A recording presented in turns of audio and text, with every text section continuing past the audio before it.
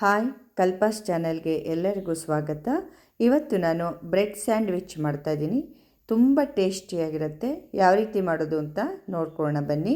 ಅದಕ್ಕೂ ಮುಂಚೆ ನನ್ನ ಚಾನಲ್ಗೆ ಸಬ್ಸ್ಕ್ರೈಬ್ ಆಗದಿರೋರು ಖಂಡಿತವಾಗಿ ಸಬ್ಸ್ಕ್ರೈಬ್ ಆಗಿ, ಲೈಕ್ ಮಾಡಿ, ಶೇರ್ ಮಾಡಿ ಹಾಗೂ ಕಮೆಂಟ್ಸ್ ಮೂಲಕ ತಿಳಿಸಿ ಅಂತ ಹೇಳ್ತಾ ಯಾವ ರೀತಿ ಬ್ರೆಡ್ ಸ್ಯಾಂಡ್ವಿಚ್ ಮಾಡೋದು ಅಂತ ನೋಡ್ಕೊಳ್ಳೋಣ ಬನ್ನಿ. ಬ್ರೆಡ್ ಸ್ಯಾಂಡ್ವಿಚ್ಗೋಸ್ಕರ ನಾನಿವಾಗ ಸಾಮಗ್ರಿಗಳನ್ನ ಹಾಕ್ಕೊಳ್ತಾ ಇದ್ದೀನಿ. ನೋಡಿ, ಒಂದು ಬೌಲ್ ಇಟ್ಕೊಂಡಿದ್ದೀನಿ. ಬೌಲ್ಗೆ ಈರುಳ್ಳಿ ಹಾಕ್ಕೊಳ್ತಾ ಇದ್ದೀನಿ. ಒಂದು ಈರುಳ್ಳಿ ಸಣ್ಣದಾಗಿ ಕಟ್ ಮಾಡಿಬಿಟ್ಟು ಹಾಕ್ಕೊಂಡಿದ್ದೀನಿ. ಟೊಮೆಟೊ ಒಂದನ್ನು ಸಣ್ಣದಾಗಿ ಕಟ್ ಮಾಡಿ ಹಾಕ್ಕೊಂಡಿದ್ದೀನಿ.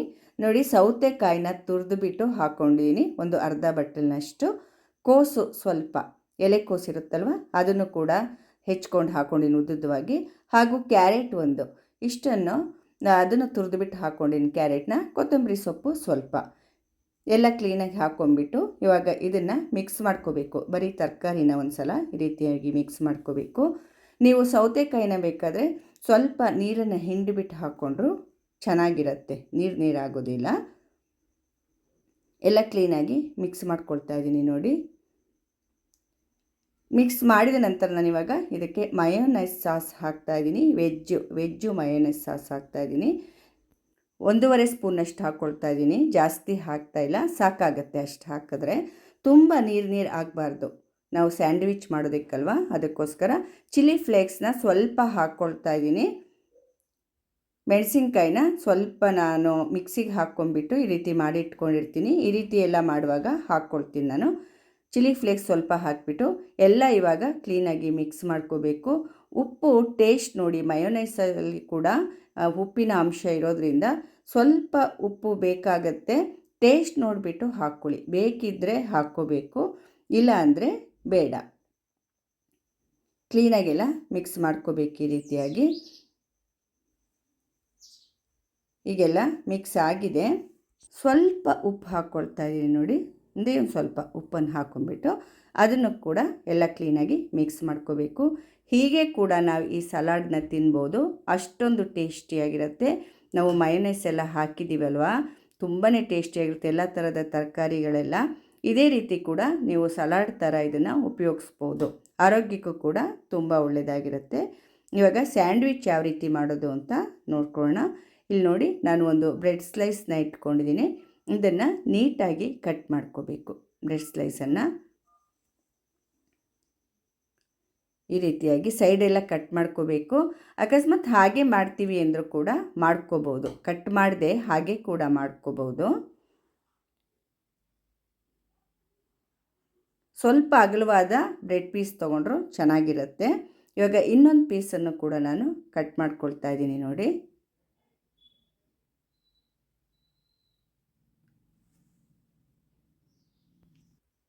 ಸ್ಯಾಂಡ್ವಿಚ್ಗೆ 2 ಪೀಸು ಬೇಕಾಗತ್ತೆ, ಆದ್ದರಿಂದ 2 ಪೀಸ್ ಕೂಡ ಕಟ್ ಮಾಡ್ಕೊಳ್ತಾ ಇದ್ದೀನಿ. ನೋಡಿ, 2 ಪೀಸು ಕಟ್ ಮಾಡ್ಕೊಂಡಾಯಿತು. ಇವಾಗ ಇದಕ್ಕೆ ನಾನು ಬೆಣ್ಣೆನ ಸವರ್ಕೊಳ್ತಾ ಇದ್ದೀನಿ. 2 ಪೀಸ್ಗೂ ಬೆಣ್ಣೆ ಸವರ್ಕೋಬೇಕು. ತುಂಬ ರಿಚ್ಚಾಗಿ ತುಂಬ ಟೇಸ್ಟಿಯಾಗಿರುತ್ತೆ ಇದು ಬ್ರೆಡ್ ಸ್ಯಾಂಡ್ವಿಚ್ಚು. ತೆಳುವಾಗಿ ಸ್ವಲ್ಪನೂ ಕೂಡ ನೀವು ಸವರ್ಕೋಬೋದು ಬೆಣ್ಣೆನ.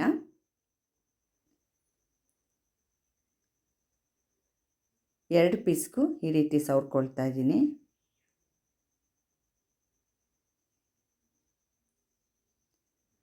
ಬೆಣ್ಣೆ ಸವರ್ದ ನಂತರ ಇದಕ್ಕೆ ನಾನು ಖಾರ ಚಟ್ನಿ ಸವರ್ತಾ ಇದ್ದೀನಿ. ಈ ಖಾರ ಚಟ್ನಿ ಹಾಕ್ಕೊಂಡು ಒಂದು ಬ್ರೆಡ್ ಸ್ಲೈಸ್ಗೆ ಸವರ್ಕೋಬೇಕು.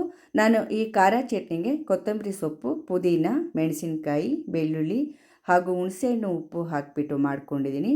ತುಂಬ ಟೇಸ್ಟಿಯಾಗಿರುತ್ತೆ ಆ ರೀತಿ ಮಾಡಿಕೊಂಡ್ರೆ. ಮಾಡಿ ಒಂದು ಸಲ ಇಟ್ಕೊಂಡ್ರೆ ಈ ರೀತಿ ನಾವು ಸ್ನ್ಯಾಕ್ಸ್ ಐಟಮ್ಸ್ ಕೆಲವೊಂದಕ್ಕೆ ಬೇಕಾಗುತ್ತಲ್ವ, ಅದಕ್ಕೆಲ್ಲ ಉಪಯೋಗಿಸ್ಕೋಬೋದು.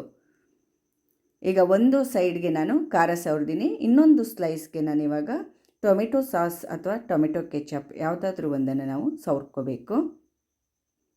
ಸೆಜ್ವಾನ್ ಸಾಸ್ ಇದ್ದರೂ ಕೂಡ ಅದನ್ನು ಕೂಡ ಸವರ್ಕೋಬೋದು. ಪಿಜ್ಜಾ ಸಾಸ್ ಯಾವುದಿದ್ರೂ ಹಾಕ್ಕೋಬೋದು. ನನ್ನ ಹತ್ರ ಟೊಮೆಟೊ ಸಾಸ್ ಇದೆ, ಅದನ್ನೇ ನಾನು ಕ್ಲೀನಾಗಿ ಸವರ್ಕೊಳ್ತಾ ಇದ್ದೀನಿ.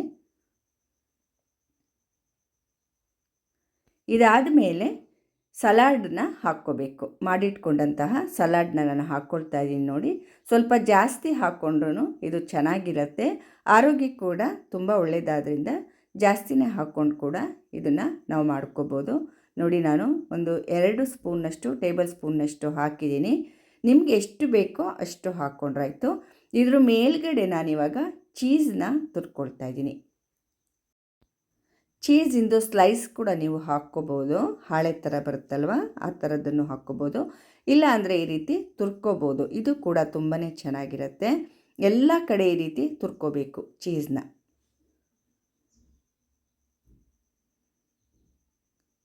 ಚೀಸ್ ಅಂತೂ ತುಂಬ ಹೈಲೈಟ್ ಆಗಿ ಇದರಲ್ಲಿ ವರ್ಕ್ ಮಾಡುತ್ತೆ. ತಿನ್ನೋದಕ್ಕೆ ತುಂಬಾ ಟೇಸ್ಟಿಯಾಗಿರುತ್ತೆ.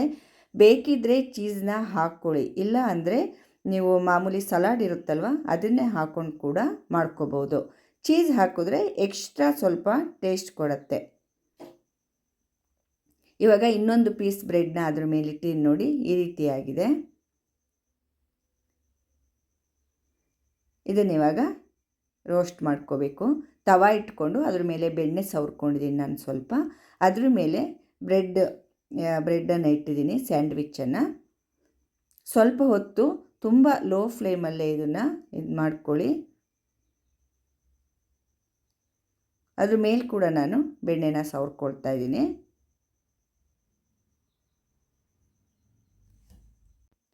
ಇನ್ನೊಂದು ಸೈಡ್ ತಿರುವಿ ಹಾಕ್ಕೊಳ್ತೀವಲ್ವ, ಆದ್ದರಿಂದ ಅದ್ರ ಮೇಲೆ ಕೂಡ ಮತ್ತೆ ಬೆಣ್ಣೆ ಸವರ್ಕೊಂಡಿದ್ದೀನಿ.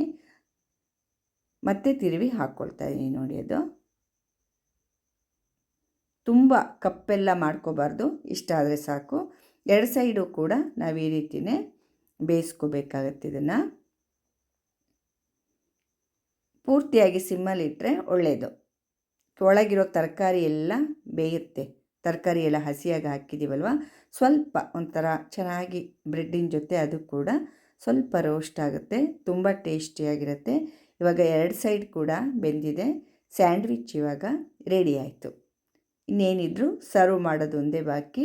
ಇನ್ನೂ ಒಂದು ಪೀಸನ್ನು ನಾನಿವಾಗ ಅದೇ ರೀತಿ ಮಾಡ್ಕೊಳ್ತಾ ಇದ್ದೀನಿ ನೋಡಿ. ಬೆಣ್ಣೆ ಎಲ್ಲ ಕಡೆ ಈ ರೀತಿ ಸವರ್ಕೋಬೇಕು.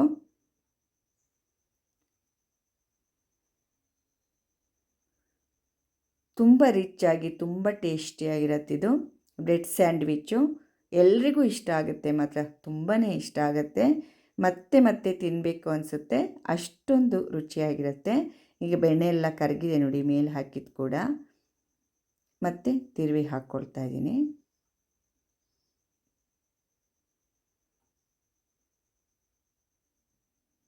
ಇವಾಗ ಇದು ಕೂಡ ಆಯಿತು.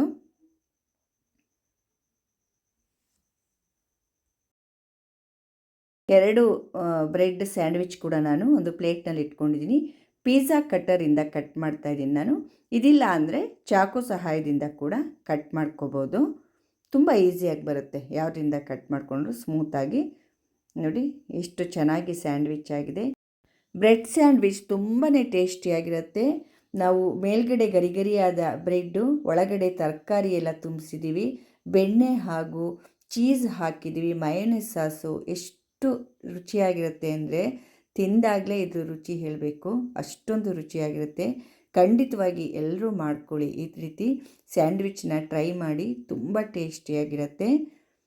ನೋಡಿ ಇನ್ನೂ ಒಂದು ಪೀಸ್ ಕೂಡ ಇವಾಗ ನಾನು ಕಟ್ ಮಾಡಿದ್ದೀನಿ, ಅದು ಕೂಡ ಚೆನ್ನಾಗಿ ಬಂದಿದೆ.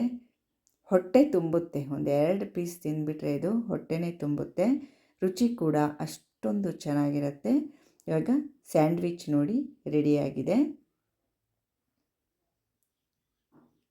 ನಿಮಗೆಲ್ಲ ಈ ಸ್ಯಾಂಡ್ವಿಚ್ ರೆಸಿಪಿ ಇಷ್ಟ ಆಗಿದೆ ಅಂದ್ಕೊಂಡಿದ್ದೀನಿ. ದಯವಿಟ್ಟು ನನ್ನ ಚಾನಲ್ಗೆ ಸಬ್ಸ್ಕ್ರೈಬ್ ಆಗೋದನ್ನು ಖಂಡಿತವಾಗಿ ಯಾರು ಮರೆಯಬೇಡಿ. ಲೈಕ್ ಮಾಡಿ, ಶೇರ್ ಮಾಡಿ ಹಾಗೂ ಕಮೆಂಟ್ಸ್ ಮೂಲಕ ತಿಳಿಸಿ ಅಂತ ಹೇಳ್ತಾ ಎಲ್ಲರಿಗೂ ನನ್ನ ಧನ್ಯವಾದಗಳು. ಮುಂದಿನ ರೆಸಿಪಿಯೊಂದಿಗೆ ಮತ್ತೆ ಸಿಗ್ತೇನೆ. ನಮಸ್ಕಾರ.